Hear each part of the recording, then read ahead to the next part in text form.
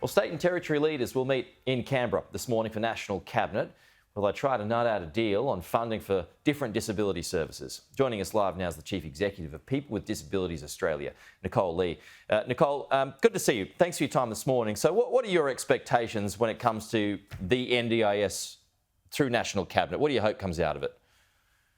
Well, we're really hopeful that at National Cabinet today that there is some realistic conversations happening in that room, that the state and territory governments, even before the NDIS, failed in, service delivery for people with disability and for the community in general.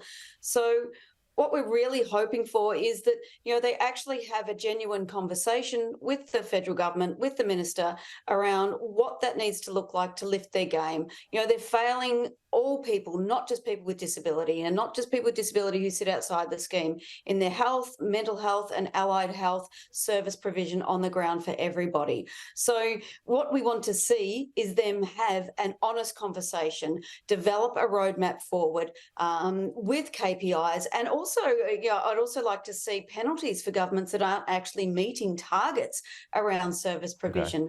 Okay. This doesn't just benefit people with disability, this benefits everybody in the community, because we know those areas are lacking. So they have to be realistic about this. They have to have that conversation with the federal government. Yeah, now that is one part of it. The other part of it is that there are cowboys in the system that are ripping it off, in a system that if costs aren't reined in, they're going to send the country broke. So how would you handle that? Well, there's already plans, and I'm sure there'll be recommendations within the NDIS review, which is coming this week. There are people out there where there's money, there's corruption. Where there's money, there's people that are out to exploit disabled people, out to exploit us for our plans. We don't want to be exploited. We want those people found, and we want to make sure every action possible is taken to stop them from re-entering into the scheme. We need to strengthen our Quality and Safeguards Commission's ability, to do their job, to find these people and hold them account, and there needs to be tougher penalties for them as well. People who are out to exploit disabled people for their plans need to be stopped, and they need to be called out, and they need to be shamed. Like, this is just not acceptable. It undermines the scheme. It undermines our safety, and we know when we're being exploited, and it's a horrible, horrible feeling. We don't want to be exploited.